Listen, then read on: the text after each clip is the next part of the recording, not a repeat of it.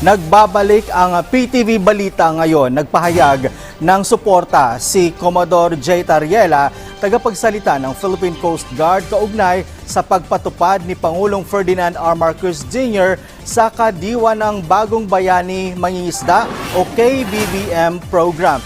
Ito ang sinabi ni Commodore Tariela sa isang weekly news forum sa Quezon City.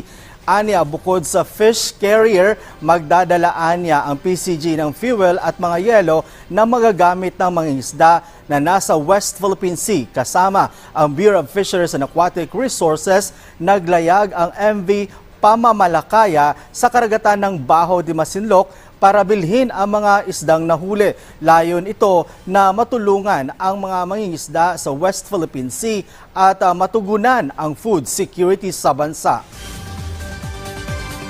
The objective of this project, dalawang bagay po. No?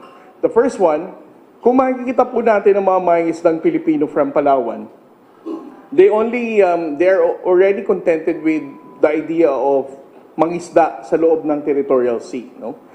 Dahil una sa lahat, mayaman ang karagatan ng territorial sea natin sa Palawan. It's more than enough for them, no? Para pumalaot pa.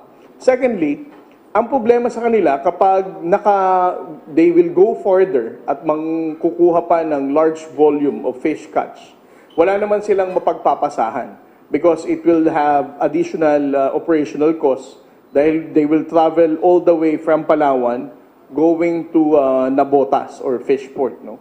So dahil dito, ang kailangan ng gobyerno para siguraduhin mas tataas ang supply ng ating mga fresh fish catch is to go in between the market and the fishermen themselves.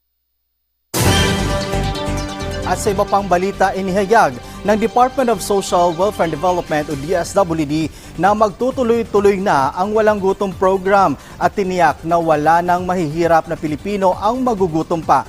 Ayon kay DSWD Assistant Secretary Balder Bringas, hindi uusad ang bansa kung marami pa ring nagugutom at naghihirap na Pilipino. Iginiit din ni Bringas na ang Walang Gutom program ay hindi isang ayuda lang, kundi isang strategic investment sa human capital. Sa ilalim ng nasabing programa, bawat benepisyaro ay makakatanggap ng 3,000 pesos food credits.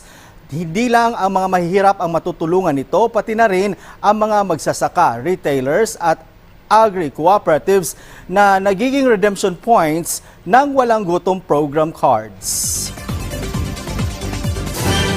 At yan ang mga balita sa oras na ito. Para sa iba pang updates, i-follow at i-like kami sa aming Facebook at X sa @PTVPH. Ako si Noel Talakay para sa Pambansang TV sa Bagong Pilipinas.